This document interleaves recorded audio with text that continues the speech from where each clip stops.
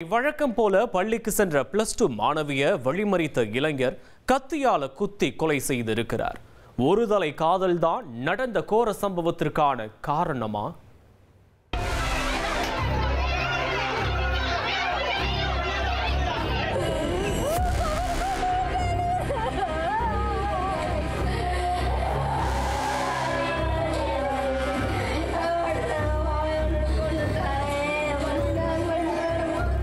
ராமேஸ்வரம் அரசு மருத்துவமனை இன்று காலையிலேயே தாய்மார்களின் ஒப்பாரி ஓலங்களால் அலறிக் கொண்டிருந்தது.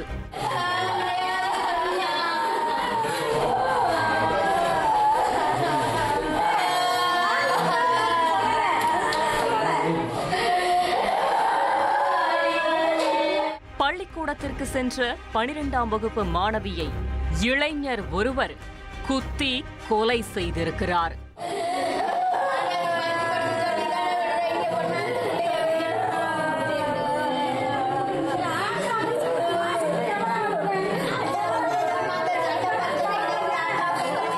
நடந்த சம்பவத்தை நேரில் பார்த்த பகுதிவாசிகளும் ஆதங்கத்தை கொட்டி தீர்த்துள்ளனர்.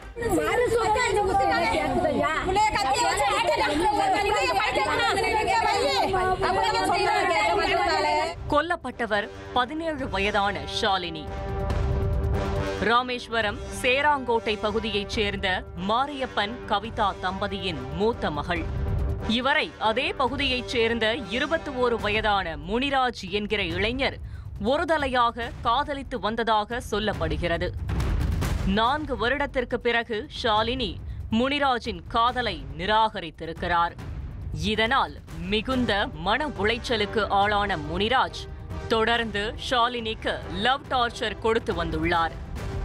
முனிராஜின் இந்த செயலை ஏற்கனவே ஊர் பெரியவர்களும் ஷாலினியின் உறவினர்களும் கண்டித்துள்ளதாக தெரிகிறது. இந்த சூழலில்தான் சம்பவம் நடந்த புதன்கிழமை வழக்கம் போல பள்ளிக்கு சென்ற ஷாலினியை வீட்டிலிருந்து 500 மீட்டர் தொலைவில் முனிராஜ் வழிமறித்துள்ளார். இளம் பெண்ணிடம் தன்னுடைய காதலை ஏற்றுக்கொள்ளும்படி கடைசியாக ஒருமுறை மீண்டும் வாக்குவாதம் செய்துள்ளார். மாணவி அவருடைய நிலைப்பாட்டில் உறுதியாக நிற்கவும் முனிராஜ் திடீரென அவர் மறைத்து வைத்திருந்த கத்தியால் ஷாலினியை சரமாரியாக குத்திவிட்டு தப்பி சென்றிருக்கிறார்.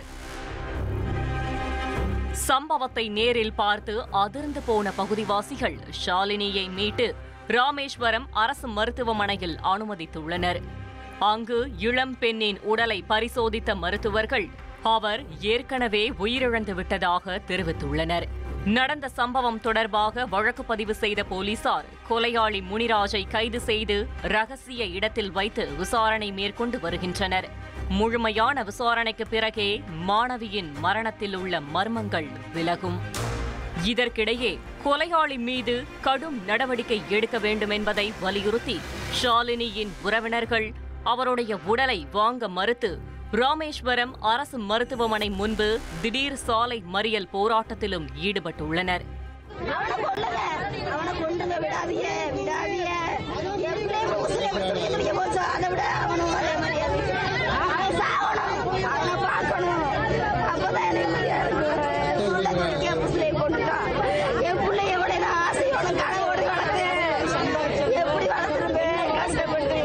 காவல்துறையினரின் முழுமையான விசாரணைக்கு பிறகே மாணவி மரணத்தில் உள்ள மர்மங்கள் விலகும்.